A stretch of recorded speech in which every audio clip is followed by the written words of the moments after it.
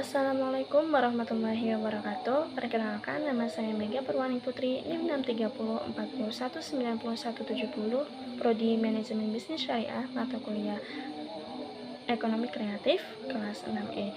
Di sini saya akan membagikan kisah tentang wirausaha yang pernah saya jalankan dan pernah saya alami, dan juga saya akan membahas terkait dengan wirausaha yang saya tulis dalam makalah saya, yakni tentang usaha Sukajemur. Nah, untuk selanjutnya, yang pertama kalinya adalah saya bercerita tentang wirausaha yang pernah saya alami.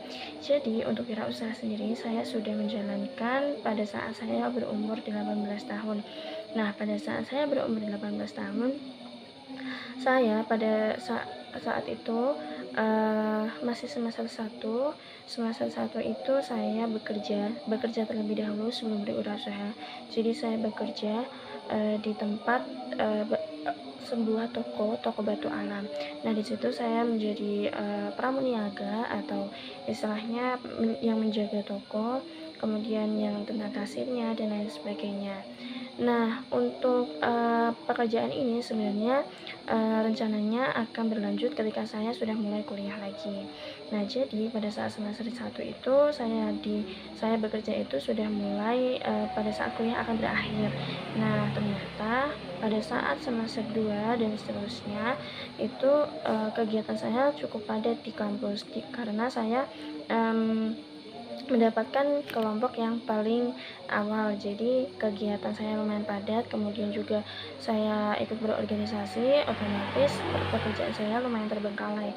Akhirnya pada saat itu saya memutuskan untuk menghentikan karena tidak sanggup untuk bisa bergerak di kerja maupun di kuliah karena saya ingin fokus kuliahnya.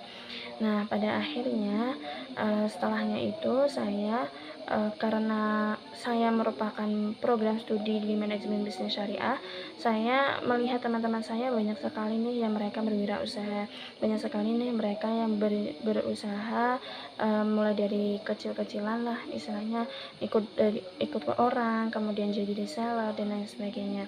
Nah, akhirnya saya cukup tertarik untuk memulai bisnis.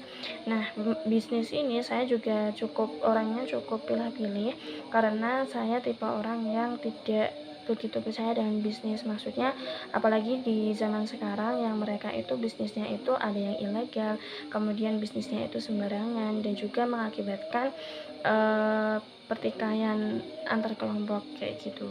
Nah, daripada seperti itu, lebih baik saya mengikuti bisnis yang memang itu halal dan kemudian tidak ribet dan juga bisa dilaksanakan pada saat saya kuliah. Nah, waktu itu saya menemukan salah satu bisnis yang isinya adalah para wanita muslimah. Jadi memang dikhususkan untuk para wanita dan dikhususkan untuk orang muslim. Nah, waktu itu namanya adalah kelas Hayu Academy. Nah, kenapa sih saya tertarik di sini? Hayu Academy itu yang saya tahu dari awal itu adalah sistemnya itu benar-benar syariah karena memang di situ tidak ada yang namanya reseller, tetapi diganti dengan marketer, dan juga pembagian sistem upahnya itu juga sesuai dengan syariat Islam. Dan makanya itu saya minat sekali untuk bergabung di situ, dan akhirnya dengan modal yang cukup terjangkau akhirnya saya mengikuti kelas tersebut. Nah, pada saat saya memasuki kelas tersebut, ternyata kelas dalam Hayu Academy itu tidak hanya kelas untuk bisa marketing, kelas hanya untuk menjual barang atau produk. Ternyata di dalamnya itu juga ada kelas mindset, kemudian kelas khusus malam, rutinan, kemudian ada kelas khusus keagamaan. Jadi saya benar-benar merasa nyaman di situ gitu. Maka dari itu saya benar-benar ingin bertahan dan juga ingin meningkat kualitasnya dalam hal berwirausaha di situ. Nah, tetapi ternyata saya lumayan banyak kendala.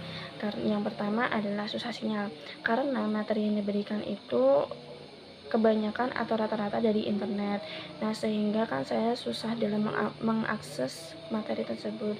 Kemudian ketika misalkan ada pertemuan tatap muka melalui Gmeet atau Zoom meeting, saya tidak bisa ikut dikarenakan ya itu tadi. Kemudian yang kedua adalah tentang waktu. Sebenarnya waktu pada saat itu masih bisa saya handle karena memang, saya anak rumahan, jadi juga, mengikuti istilahnya mengikuti kegiatan di rumah juga, harus ini, harus itu, seperti itu, membantu orang tua. Dan juga yang lainnya itu adalah, terkait dengan waktu kuliah, karena memang pada saat itu masih online, otomatis tugas yang diberikan juga sangat banyak. Maka dari itu saya memutuskan untuk, eee, berhenti sejenak, vakum sejenak gitu.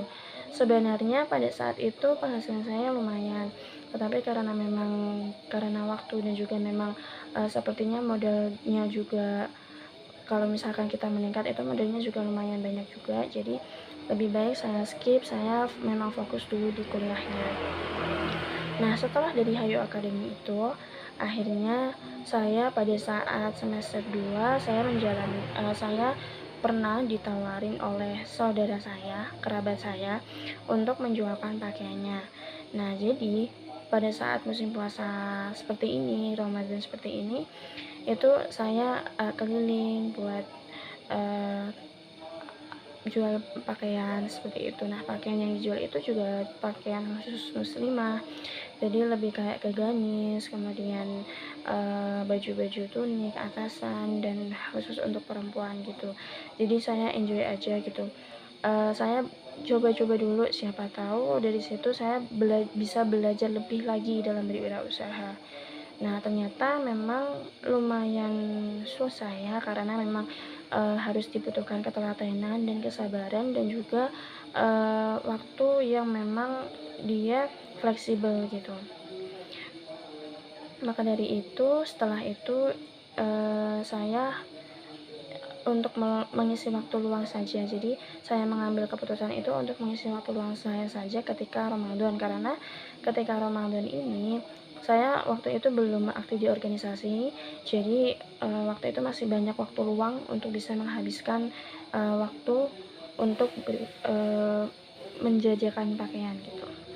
Nah, akhirnya setelah itu selesai, akhirnya setelah itu saya mulai mulai kurang untuk berwirausaha.